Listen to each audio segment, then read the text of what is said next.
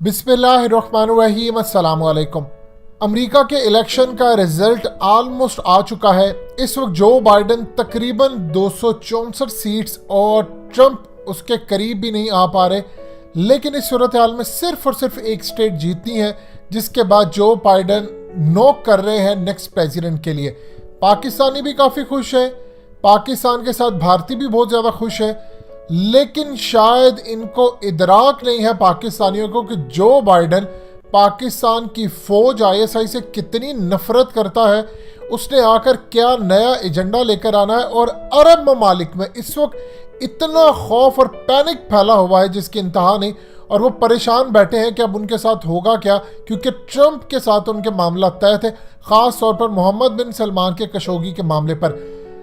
मज़ीद डिस्कस करने से पहले इस वीडियो को लाइक करें, हकीकत टीवी को सब्सक्राइब करें और बेल आइकन पर ज़रूर क्लिक करें। आपको क्लिप दिखाने जा रहे हैं सिम्पसन कार्टून का। आप जानते हैं कि सिम्पसन कार्टून ने ट्रंप की दफ़ा जो प्रेडिक्शंस की थी, और वो काफ़ी सारी प्रेडिक्शन जो करते हैं वो किस तरह एक्यूरेट होती है। और वो वक्त याद कीजिए ट्रंप का, जब ट्रंप जहाज़ों में फिर रहा था, इसकी प्रेडिक्शन थी। फिर उसके बाद वो ख़ास तौर पर वो सीन जब वो एलिवेटर से नीचे आता है और प्ले कार्ड गिरता है। बेसिकली ट्रंप को लाने वाली भी यही खुफिया ताकतें थी, और अब चूंकि ट्रंप उनके आगे खड़ा हो चुका है, तो लिहाजा उनको अब पूरी दुनिया की तबाही के लिए जो बाइडन जैसे लोगों को आगे लाना पड़ेगा। सिम्पसन कार्टून की वो प्रेडिक्शन पूरी हुई, ट्रंप के बारे में उन्होंने काफ़ी सारी प्रेडिक्शंस की थी, पूरी हुई। अब सूरत हाल को आपने समझना है। ये आपकी स्क्रीन पर चल रहे हैं जो इलेक्शन के बाद अमेरिका के हालात होने जा रहे हैं, उसके बारे में किस तरह सिम्पसन कार्टून ने प्रेडिक्शन की। बल्कि ये प्रेडिक्शन ही हम इसको कहेंगे। देखिए, ये इनके जो प्लान्स होते हैं ये आपको बताते हैं। और प्लान आपको क्यों बताते हैं? प्लान आपको इसलिए बताते हैं ताकि आपको पता चले कि दुनिया को कंट्रोल कौन करता है। वो इतने ताकतवर हो चुके हैं, इतने ज़्यादा ताकतवर हो चुके हैं कि आप चाहकर भी उनका कुछ नहीं बिगाड़ सकते।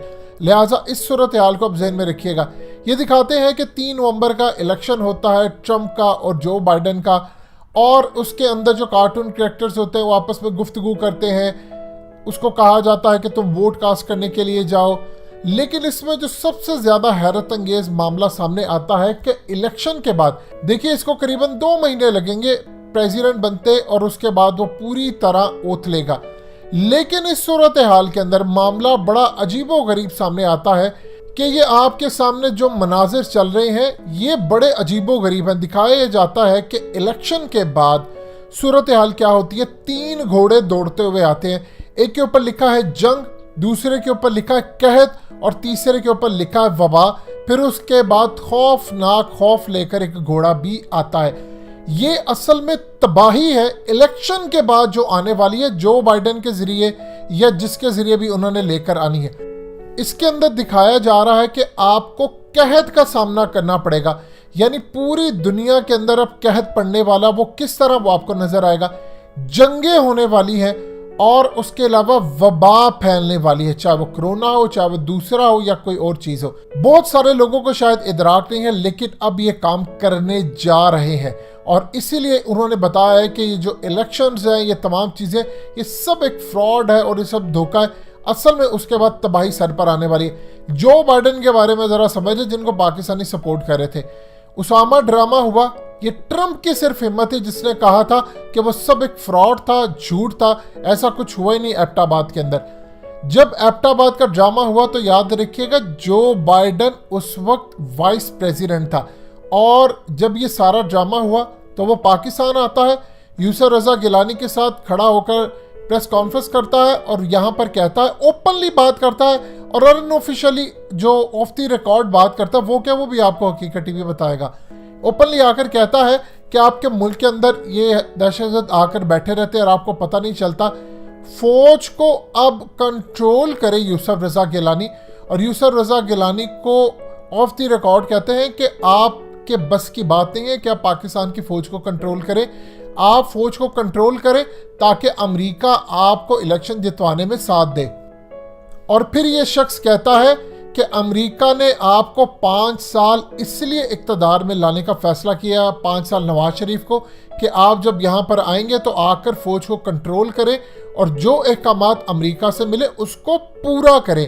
ये वो जो बाइडन है जो उस वक्त वाइस प्रेसिडेंट था, और अब ये जनाब जब प्रेसिडेंट बनने जा रहे हैं तो सोचिए इसकी पॉलिसी क्या होगी।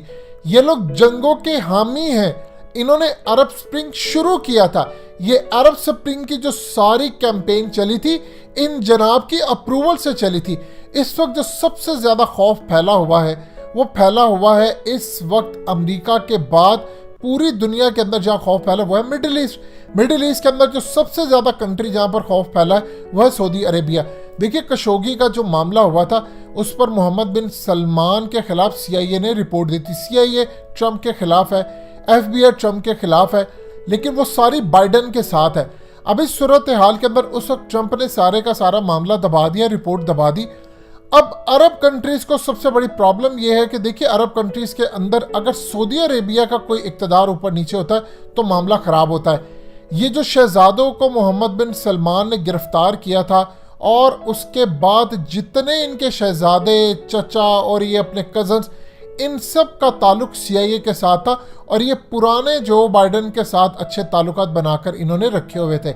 लेकिन जो अगली जनरेशन थी मोहम्मद बिन सलमान की, उसके CIA के साथ ताल्लुकात नहीं अच्छे थे, ना उसके जाकर ओबामा एडमिनिस्ट्रेशन के साथ ताल्लुकात अच्छे थे जिसके अंदर ये जो बाइडन था, उसके ताल्लुकात अच्छे बने हैं ट्रंप और उसकी एडमिनिस्ट्रेशन से।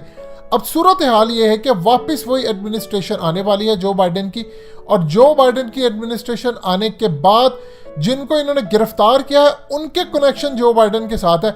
अब वो रिपोर्ट जो मोहम्मद बिन सलमान के खिलाफ CIA ने तैयार की थी ये पूरी तरह निकालेंगे और अरब स्प्रिंग जहां पर वो छोड़ कर गए थे उसको दोबारा वो शुरू करेंगे। याद है कजाफी का सारा मामला, इजिप्ट की सूरत हाल, लीबिया, शाम, त्यूनिस, ये तमाम की तमाम चीज़ें इन लोगों ने स्टार्ट की थी जब जो बाइडन उस वक्त वाइस प्रेसिडेंट था।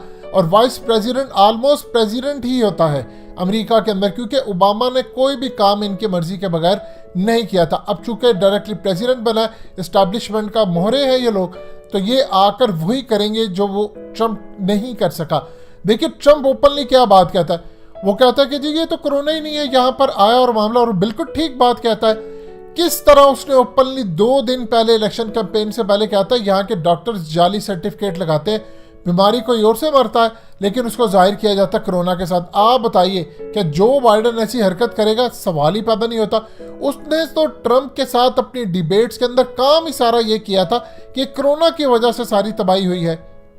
अब जो न्यू वर्ल्ड ऑर्डर ट्रंप नहीं ला सका या उसके होते हुए एस्टैब्लिशमेंट को प्रॉब्लम हो रही थी, उनकी डीप स्टेट को प्रॉब्लम हो रही थी लाते हुए, अब ये जनाब जो बाइडन वो काम करेंगे। लोग याद करेंगे कि ट्रंप कभी हुआ करता था और वो होता तो ये करता। अभी अमेरिका की सूरत हाल ये है कि इस वक्त एहतजाज शुरू हो चुका है। जो इस वक्त सिम्पसन कार्टून के अंदर प्रेडिक्शन हुई थी कि यहाँ पर एहतजाज होगा, तबाही होगी, हालात होगी, अमेरिका में ये मनाजिर आपकी स्क्रीन पर चल रहे हैं। एहतजाज शुरू हो चुका है वहाँ पर, और इस एहतजाज के बाद मामला बड़े अगले लेवल तक जाएगा। इसके बाद अमेरिका के हालात ख़राब क्या होते हैं, पूरी दुनिया में क्या कहत पड़ता है, क्या नया ऑर्डर आता है। देखिए ट्रंप तो खड़ा था, बिल गेट्स के खिलाफ था, इवन के फोसी के बारे में उसने कहा था कि एक दफ़ा मैं इसको छोड़ूंगा नहीं, क्योंकि पूरी दुनिया के अंदर कोरोना और ये तमाम चीज़ें करे। उसने कहा था जो बाइडन अगर आ गया तो पूरी दुनिया शट डाउन रहेगी, और ट्रंप ने कहा था अगर मैं जीता हूं तो मैं किसी तरह मुल्क नहीं बंद करूंगा। अभी तो ट्रंप ने एहतजाज करना है, अभी तो उसने सड़कों पर आना, अभी तो उसने बड़े काम करने हैं। आने वाले दिन पूरी तरह खाना जंगी की तरफ जाते नजर आ रहे हैं। जो याद कीजिए रूस की इंटेलिजेंस एजेंसी के चीफ ने कहा था कि हमारे पास इतला है कि इलेक्शन के बाद अमेरिका के हालात बहुत ज़्यादा ख़राब होंगे और इसका पूरी दुनिया पर असर पड़ेगा।